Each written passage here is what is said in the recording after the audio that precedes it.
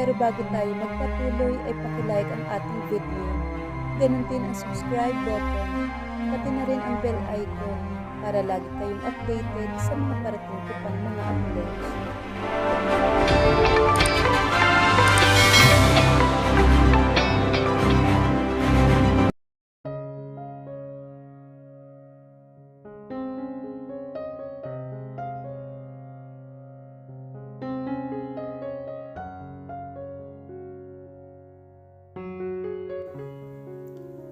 Ano nangyari? Kumusta ang anak ko? Hysterical na sabi ni Mami Olivia, ang ina ni Camila na dumating ito. Agad akong lumapit dito. Hindi pa rin humihinto ang masaganang pag-agos ng luha ko. I'm so sorry, Mi. Hindi ko po sinasadya. Sobrang na-guilty ako sa baby. Naguguluhang tumingin ito sa akin. Kung alam ko lang. I'm so sorry. Anong ibig mong sabihin? Please tell me. Umiiyak na rin na sabi nito. Tumingin ako sa mga mata nito. Medyo blurry na rin ang paningin ko dahil sa mga namumuong luha sa mga mata ko. Pinatay niya ang bata. Agad akong tumingin sa taong hindi ko inaasahang marinig na sasabihin niya yon. Si James. Hindi yan totoo. Sinugod niya ako sa opisina. Please believe me. Nanghihinang sabi ko. Aksidente lang ang lahat na nangyari. Isang malakas na sampal ang dumapo sa pisngi ko. Wala kang utang na loob. Tinrato kita bilang isang tunay na anak. Pero bakit nagawa mo yun kay Camila, ha? Humahagulhol na sabi nito. Ang sakit. Kung humusga sila sa akin para akong isang mamamatay tao. Gusto kong magalit pero paano? Get out. Please, James. Iuwi mo na si Samantha. Ayaw ko nang makita ang pagmumukha ng babaeng yan. Umiiyak na sabi nito. Gusto ko pa sanang magsalita at magpaliwanag. Pero hinila ako ni James palabas. Tinulak ako nito papasok sa sasakyan na parang isang walang kwentang bagay. Masakit. Sobrang sakit. Pagdating sa bahay, hinaklit nito ang braso ko. Masakit pero wala akong lakas ng loob para magsalita. Naubos na ang lakas ko sa kakaiyak. Pagpasok sa kwarto ay pabalyang itinulak niya ako. Mabuti na lang at sa kama ako nabuwal. Kapag may masamang nangyari kay Camila, magbabayad at magbabayad ka sa akin ng mahal, Samantha. Tandaan mo yan. Umigting ang panga nito sa galit. Wala akong nagawa kundi pagmasdan itong lumabas ng kwarto. Ano ang gagawin ko? Ano ang gagawin mo kung mahal mo ang pag-aari ng iba? Maghintay. Pero ginawa ko na naman. Paano kung naghintay ka pero hindi ka pa rin niya kayang mahalin pabalik? Umiyak ka. Pero 1,000,000 beses na akong umiiyak. Paano kung matuyo ang luha at hindi pa rin siya sa'yo? Tanggapin ang katotohanan at magpaalam. Siguro ito ang isang paraan para sa amin. Masakit man pero kailangan kong gawin. Agad kong kinuha ang malalaki kong maleta na nasa aparador.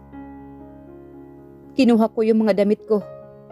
Kasama ng aking passport, mga credit card at lahat. Agad akong pumasok sa kwarto ni Jan. At nilagay din sa isang maleta ang iilang gamit niya. Ang gagawin ko ay para sa ikabubuti ng lahat. Tinawagan ko si Tanya. Tanya, please. Kailangan ko ng tulong mo. Hindi ako makapagsalita ng maayos dahil sa kakaiyak. Paos na ako. Samantha, what happened? Are you okay? Nag-aalalang tanong nito. Please, sunduin mo ako ngayon dito sa bahay namin. Hintayin mo ako. Dadating ako agad. at binaba na nito ang tawag. Ilang minuto lang at narinig ko na ang tinig ni Jan sa baba. Mami? Bakit ka po umiiyak? Are you hurt, Mami? Malambing na sabi nito sa kanito pinunasan. Ang iilang butil ng luha na lumalabas sa mata ko. Magta-travel tayo ni Mami, ha? Okay lang ba sa'yo yun? I tried to smile. Yeah. Tipid na sagot nito sa kayumakap sa akin. Kinarga ko na lang ito paakyat sa itaas para bihisan siya. Agad kong tinawag ang dalawa naming kasambahay para tulungan akong ibaba ang mga maleta namin.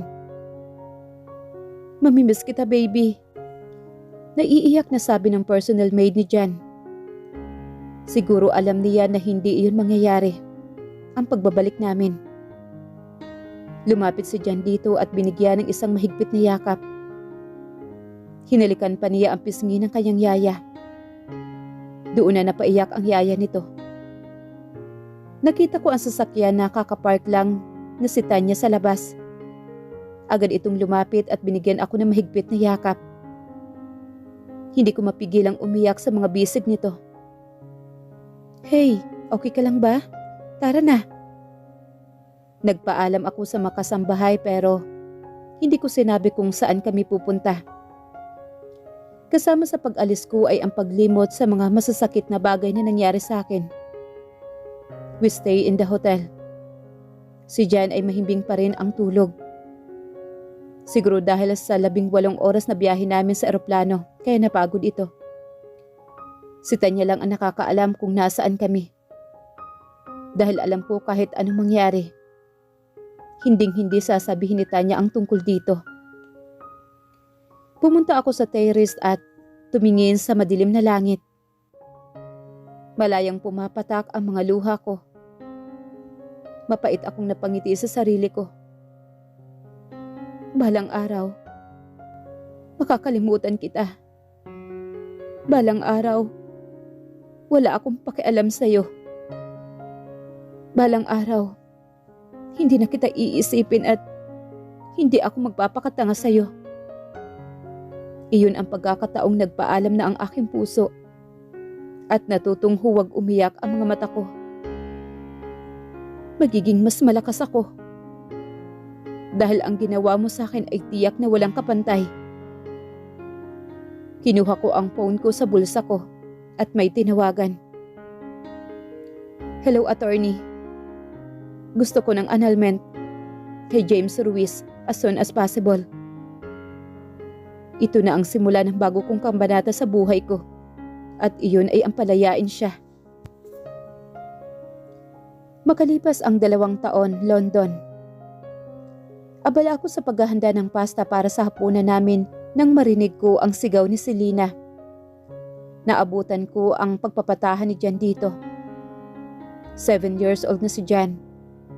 At tunay nga namang mabilis lang lumaki ang mga bata ngayon. Jan, what happened? Sabay kuha ko kay Selena na nasa walker nito. Nagpalit lang po ako ng channel ng TV. Ayokong manood siya ng Barbie kasi masyado pong girly, mami. Katwira naman ito. Karga-karga ko sa Selena dahil iyak pa rin ito ng iyak.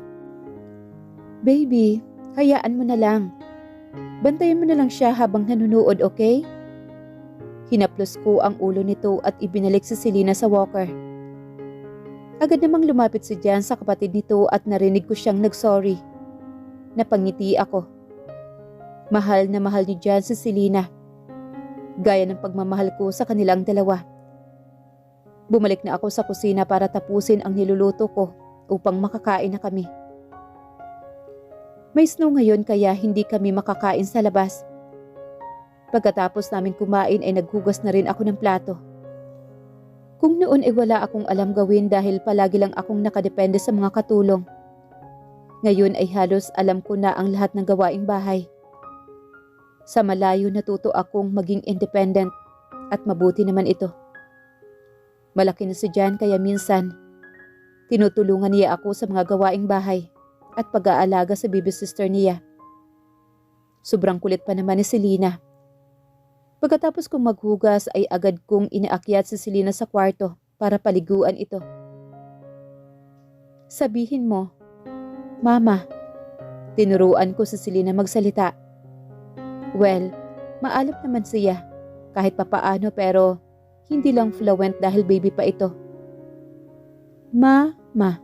Napangiti ako nang banggitin nito ang salitang mama. 2 years old lang siya pero makikita na ang katalinuhan nito. Nakakapagbilang na siya at nakakakilala na siya ng mga kulay at prutas. Si Jan ay nasa sarili na nitong kwarto.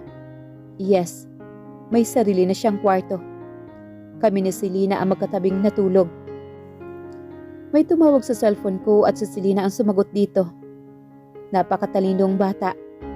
Nakagiting sabi nito. Hindi ko tuloy mapigilang kurutin ang pisngi nito. Agad kong kinuha ang cellphone nito. Tanya, bakit ka napatawag? Hindi na ako nag-abalang tingnan kung sino ang tumatawag sa akin.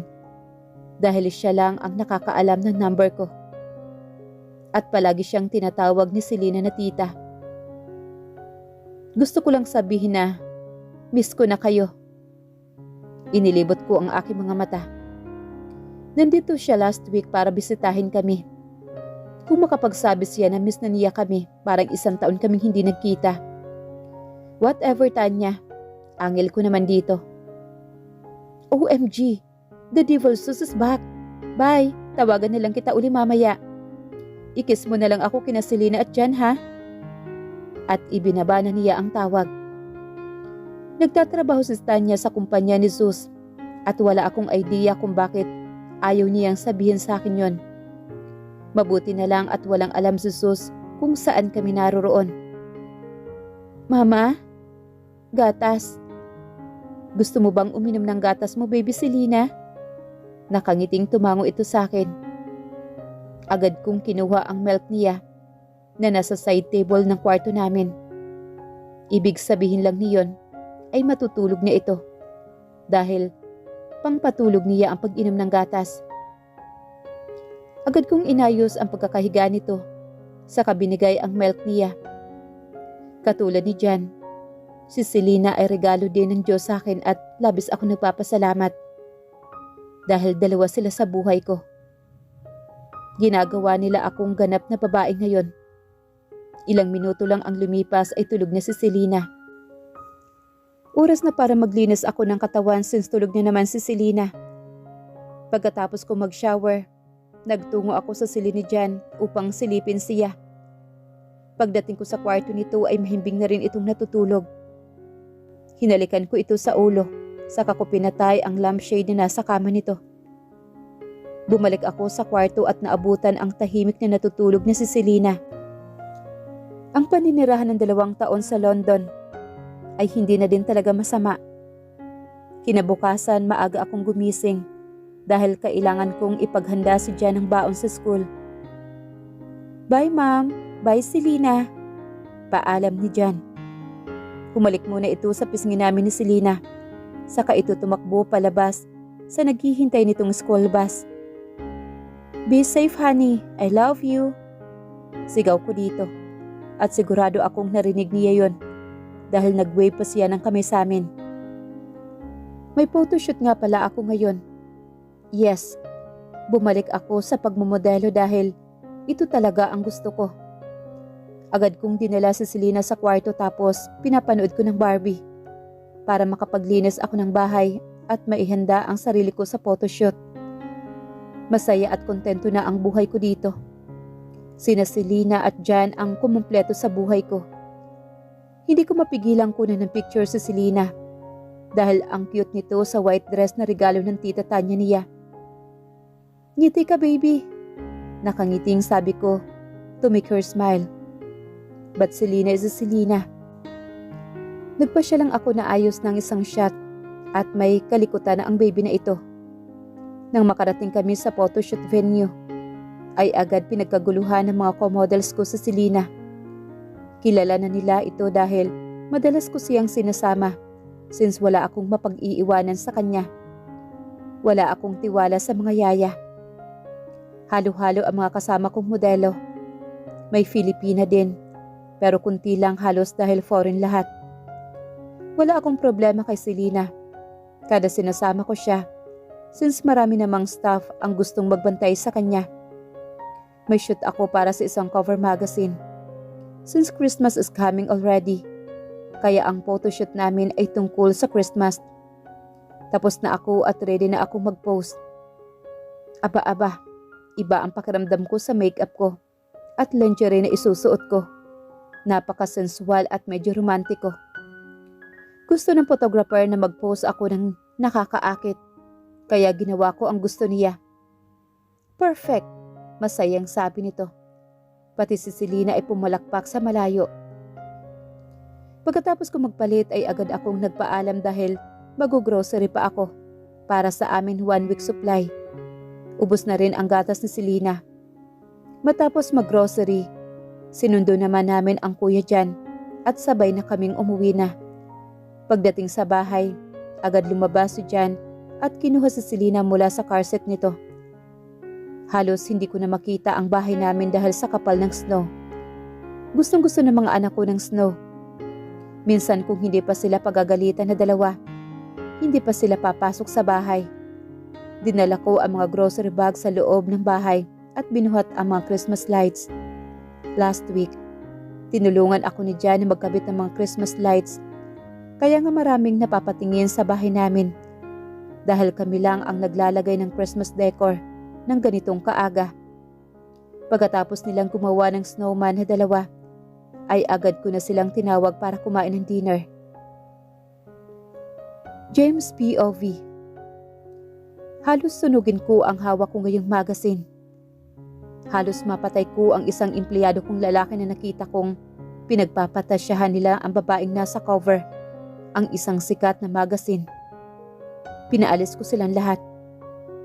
Gusto kong patayin ang mga bastos na yon. Tinawagan ko ang aking sekretarya sa pamamagitan ng intercom.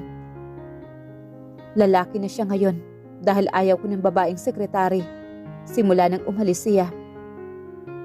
Puntahan mo lahat ng mall na nagtitinda ng ganitong magazine. Bilhin mo lahat at sunugin mo. Make sure na naubos mo lahat kundi ikaw ang susunugin ko ng buhay. Huwag ka magtatangkang buklatin pa yun ha, dahil malilintikan ka sa akin. Go! Hindi ko mapigilang magtaas ng boses. Agad naman itong kumaripas ng takbo. Siyempre, alam ko kung nasaan siya. Kung hindi pa ako humingi ng tulong sa isang kaibigan ni Clyde na isang agent, ay baka hanggang ngayon ay hindi ko pa alam kung nasaan ang mag-iina ko. Tiningnan ko ang pictures frame na nasa table ko. It's pictures of Samantha and Jan on Christmas Day. 1 year old pa lang si Jan sa pictures. Kinuha ko ang sobre na nasa table ko at pinunit ito. Tinawagan ko si attorney. Sabihin mo kay Samantha, kung gusto niya talagang ipawalang bisa ang kasal namin, gusto kong ipadala niya ang mga dokumento ng personal. Bye. Ito ba talaga ang gusto mo, Samantha? Sige, pagbibigyan kita sa gusto mo. Nakagawa ako ng isang malaking pagkakamali at hindi ko ito nakita hanggang sa binitawan ko siya. Gusto ko siyang bumalik sa buhay ko at gagawin ko ang lahat para lang mapasa akin siyang muli. Mapaklang napangiti ako sa sinabi ni James. Binigyan ko siya ng malamig na titig na pinakadalubhasaan ko sa loob ng 2 taon. Mahal ko pa rin siya. Pero hindi ko na makita ang sarili ko na kasama siya. Sa pagkakaalala ko, wala akong asawa. Walang emosyong sabi ko dito. Nakita ko ang pagkuyom ng kamao nito sa sinabi ko. Nag-iba din ang anyo ng mukha nito. Well, karma is bitch, Ashol. Mami, inaantok na po ako. Pwede ba tayo sa bahay ni Dad? Tiningnan ko si Jan at talagang antok na ang mukha nito. Nauna pa itong pumasok sa loob na ikinagulat ko. Nag-high five pa ito at ang ama nito. Seryoso, Jan? Sigaw ng isipan ko. Isa sa bagay na ipinagtataka ko kay Jan sa loob ng 2 taon. Hindi ito nagtanong tungkol sa ama niya. Pero kung umaakto ito sa harap ng ama nito ngayon, ay parang araw-araw silang nagkikita.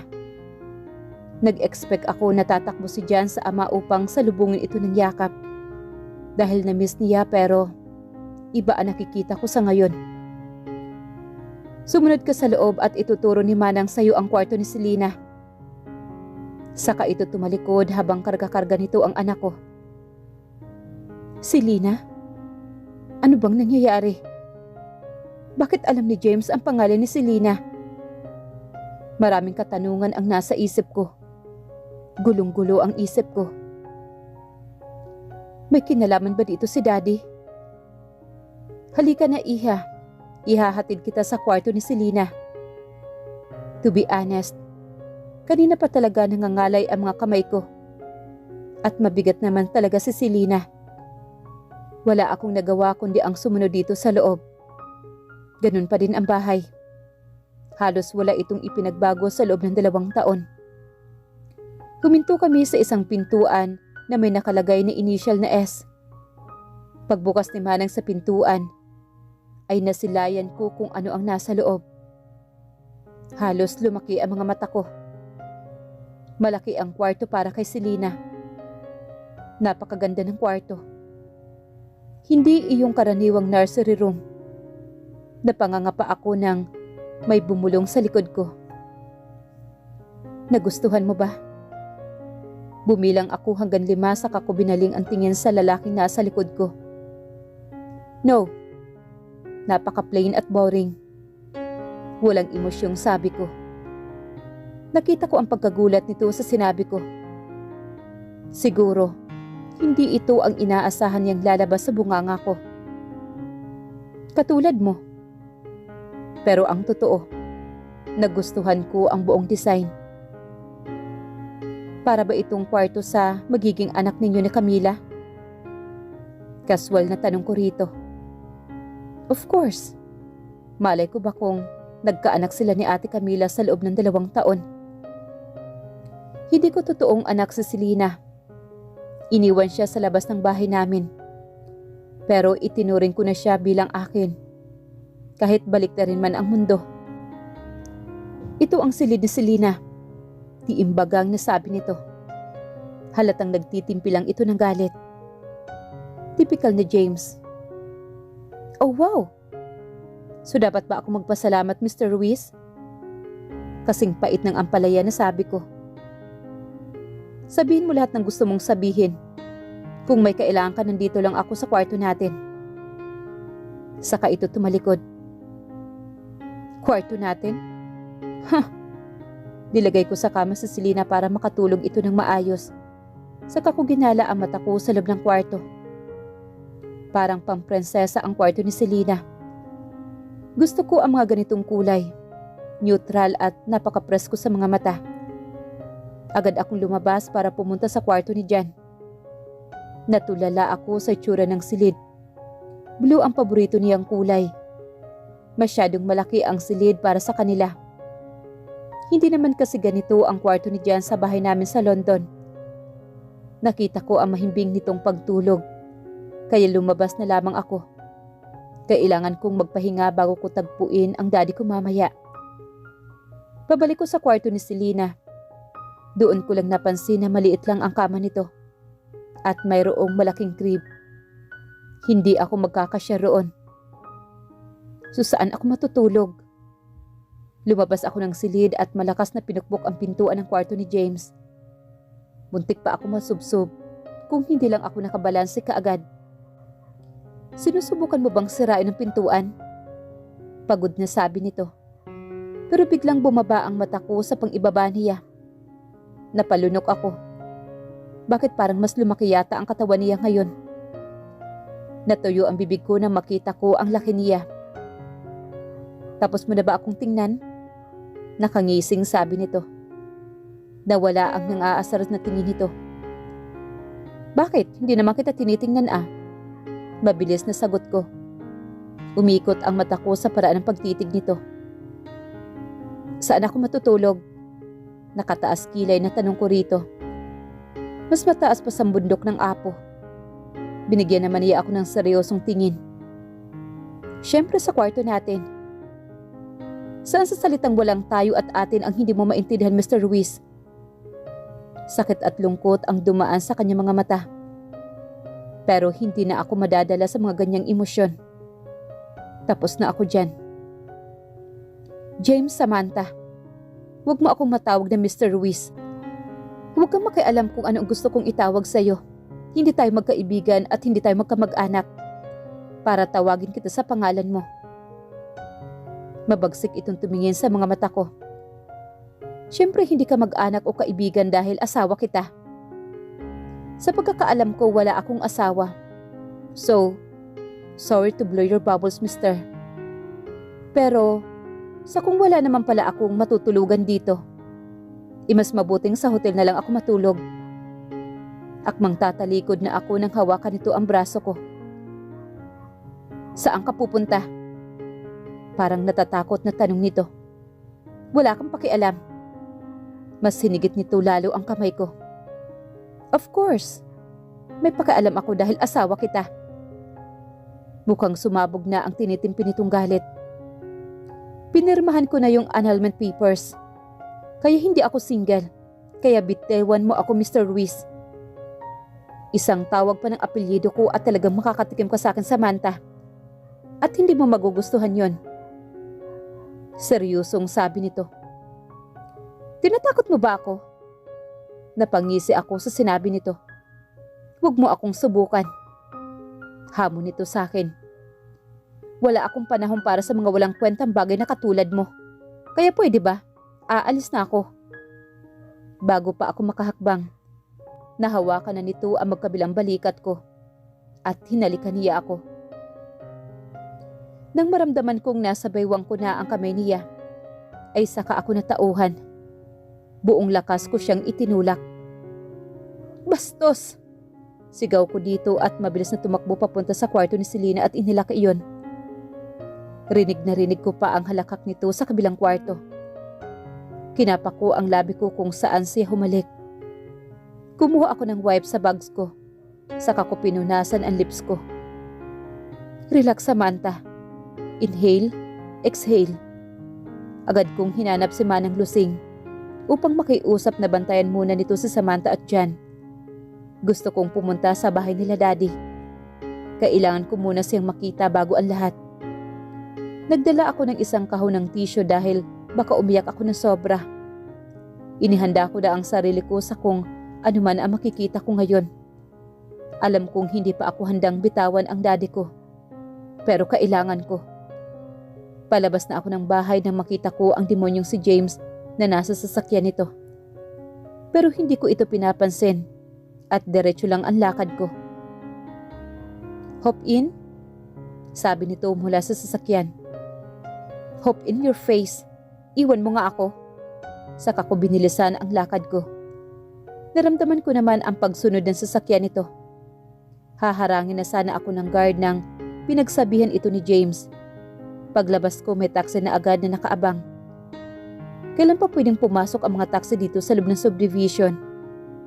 Sumakay na ako kaysa naman maglakad pa ako papuntang kanto kung may taxi naman sa harapan ko. Akala ko titigil na si James sa kakasunod sa akin pero nang ibinaling ko ang paningin sa bintana ng taxi. Ganun na lamang ang gulat ko nang kumindat pa ito sa akin mula sa sasakyan nito. Bastos ka nga talaga. Baliw pa. Siya nang pinagpala. Iniiwas ko na lamang ang paningin ko dito at binaling sa harap ang paningin. Habang papalapit ang taxi sa bahay namin, lumalakas din ang kabog ng dibdib ko. Paghinto ng taxi sa harap ng gate namin, ay agad akong lumabas. Pero iba sa inaasahan ko ang nakikita ko ngayon. Nilabas ko na ang dala kong tissue. Nagsimula ng pumatak ang maluha ko. Habang naglalakad ako papasok sa malaking gate, may narinig din akong paghinto ng sasakyan. Nang nilingon ko ito, si James lang pala. Sinusundan ba ako ng lalaking ito? Tanong ng aking isipan. Nasa tapat na ako ng pinto at kinakabahan akong buksan ito. Pero may nagbukas sa akin mula sa likod.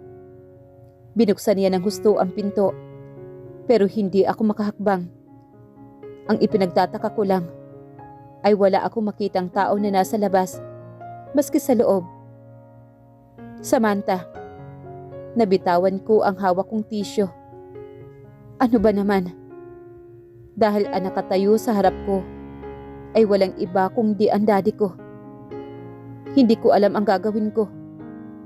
Maging masaya ako dahil buhay na buhay pa ang ama ko, o magagalit sa ginawa nilang pagsisinungaling. Ipinilig ko ang ulo ko dahil hindi ako makapaniwala. Walang kwenta lahat ng luhang pumapatak. Niloko niyo na naman ako. Ganun na ba talaga katanga ang tingin niyo sa akin? Ha, Daddy? This is a mistake. Binaling ko ang tingin kay James. Alam mo rin ba ang tungkol sa bagay na to? Walang emosyong sabi ko. No. Alam kong uuwi ka ngayon. Pero hindi ko alam kung bakit ka babalik. Sinsirong sabi nito. Labas si James sa pagsisinungaling na ginawa ko, Samantha. Gusto ko lang kayong pauwiin at iyon lang ang dahilan na alam ko. That's bullshit. Hindi ganito ang pagkakakilala ko sa inyo, Daddy. Hindi ko mapigilang sumigaw. Galit ako. And you know what? Babalik na kami ng anak ko sa London. And please, tantanan niyo na kami ng mga anak ko. Nagmamadaling tumalikod ako. Pero hindi pa man ako nakakalabas ng pintuan ng bahay nang marinig kong sumigaw si James. Paglingon ko, karga-karga nito si Daddy. Dad? Agad akong sumabay kay James nang kinarga nito si Daddy papasok sa kotse nito.